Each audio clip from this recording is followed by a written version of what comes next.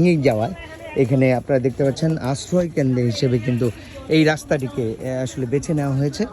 আপনারা দেখতে পাচ্ছেন ঠিক এটি হচ্ছে একটি নদী, এই নদী দিয়ে কিন্তু প্রবাহিত হচ্ছে পানি, সেই পানি কিন্তু আসলে ছড়িয়ে যাচ্ছে। আপনারা দেখতে পাচ্ছেন এই দিকে পশ্চিম এবং যেই পূর্ব সাইড রয়েছে সেটি কিন্তু দুদিকেই কিন্তু প্লাবিত হচ্ছে।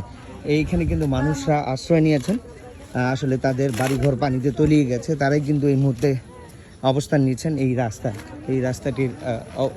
রাস্তাটির পাশেই কিন্তু তারা অবস্থান নিয়েছেন।